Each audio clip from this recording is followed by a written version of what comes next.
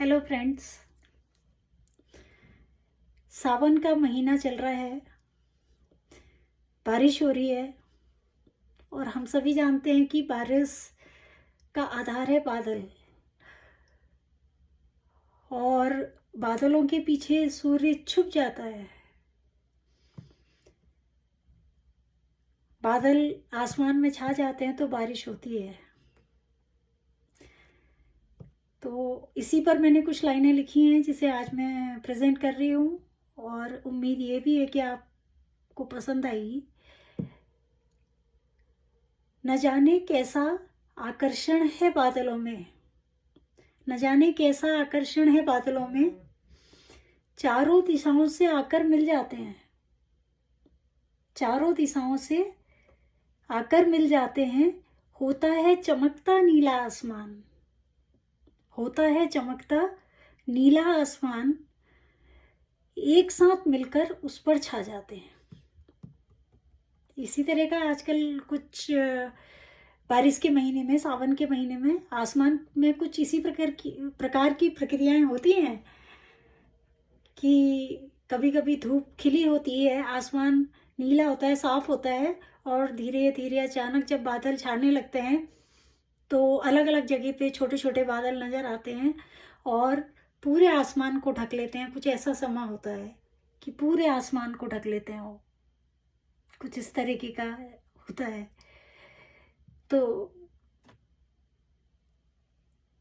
और बादलों में एक अजीब सा आकर्षण होता है कि वो एक दूसरे के पास चले आते हैं। पहले जब आसमान नीला होता है, दूर दूर बादल दिखाई देते हैं और वो फिर बादल चल करके आपस में मिल करके ऐसा आकर्षण है जैसे एक दूसरे से आकर्षित हो रहे हों और एक दूसरे से मिल करके आसमान को ढक देते हैं।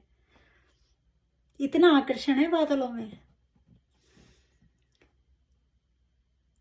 ये तो न्यूटन के गुरुत्वाकर्षण बल को जैसे फॉलो कर रहे हो। न जाने कैसा आकर्षण है बादलों में, चारों दिशाओं से आकर मिल जाते हैं। होता है चमकता नीला आसमान, एक साथ मिलकर उस पर छा जाते हैं। ऐसे में सूर्य देवता भी बेबस नजर आते हैं। अब सूर्य क्या करें, बादलों के पीछे छुप जाते हैं, वो बादल घिर आते हैं तो सूर्य देवता छुप जाते हैं, नजर ही नहीं आते हैं। ऐसे में सूर्य देवता भी बेबस नजर आते हैं। हम धूप की उम्मीद लगाए बैठे होते हैं पर सूर्य देवता हमें देना भी चाह रहे होते हैं पर बेबस हो जाते हैं क्योंकि बादल छा रहे हैं। ऐसे में सूर्य देवता भी बेबस नजर आते हैं, किरणें बिखेरने को तरस जाते हैं, किरणें बिखेरने को तरस जाते हैं। इधर से उधर से चमकने की कोशिश में बादलों के सम्मुख नाकाम नजर आते हैं।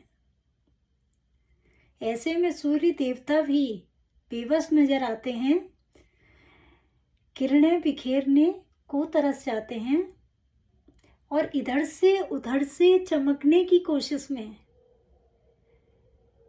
बादलों के सम्मुख नाकाम नजर आते हैं। ऐसा ही होता है ना, क्योंकि बादलों में आकर्षण बड़ा जबरदस्त है। छोटे छोटे बादल होते हैं, आपस में एक दूसरे की ओर आकर्षित होते हैं और पूरे आसमान को ढक लेते हैं। अब वो सूर्य देवता, कभी कभी कोई बादल के बीच में थोड़ा गैप होता है, वहां से सूर्य नजर आते हैं, सूर्य देव नजर आते हैं। मन भी प्रसन्न होता है उनकी किरणों को देख करके, लेकिन तुरंत कोई बदली कहीं से आकर के उन्हें ढक लेती है और फिर कोशिश होती है, फिर कहीं से कोई गैप मिलता है सूर्य देव को, फिर वो बाहर निकलने की कोशिश करते हैं और फिर वहां पर बादल उन्हें, कोई ना कोई बादल कहीं से आकर उन्हें ढक लेता है। ऐसा ही होता है बरसात के मौसम में, ऐसा ही कुछ होता है नजारा।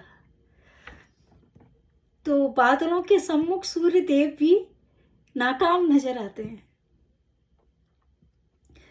एक प्रतिद्वंदिता की तरह का समा होता है, एक प्रतिद्वंदिता की तरह का क्षमा होता है ये।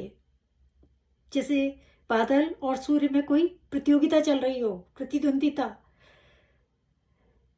कोई प्रतिस्पर्धा चल रही हो, जैसे कोई प्रतिस्पर्धा चल रही हो, जैसे प्रकृति का है ये खेल सारा, प्रकृति का है ये खेल सारा। बादल और सूर्य, सूर्य चमकने की कोशिश में है और बादल उन्हें तुरंत ढक ले रहे हैं। कोई प्रतिस्पर्धा सी हो रही है और कुछ ऐसा ही नज़ारा है।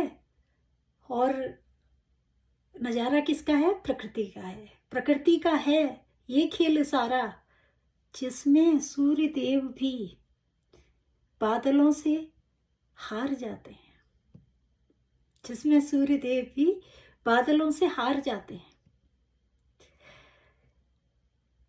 इसको हम इस परिप्रेक्ष्य में भी समझ सकते हैं कि महाभारत में कर्ण सूर्यपुत्र थे, अर्जुन इंद्र के मंत्र प्रसाद थे। तो फाइनली कर्ण को पराजित होना पड़ा अर्जुन के हाथों।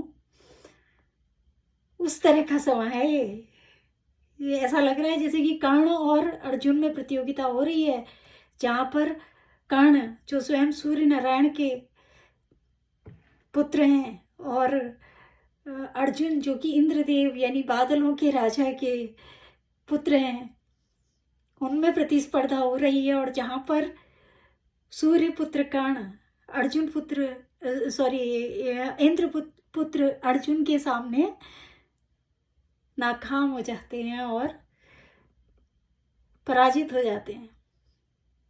तो कुछ ऐसा समय होता है सावन के महीने में, बारिश के महीने में, कि बादलों में आकर्षण ही इतना ज़बरदस्त है कि वो सूर्य देव को हरा देते हैं और आपस में मिल जाते हैं। वरना छोटे छोटे बादल दूर दूर छिटके होते हैं, उनसे तो सूर्य कहीं ना कहीं से निकल आए, लेकिन आकर्षण है बादलों में। मेन उनका जो गुण है कि वो एक दूसरे में यूनाइटेड है, दे आर यूनाइटेड।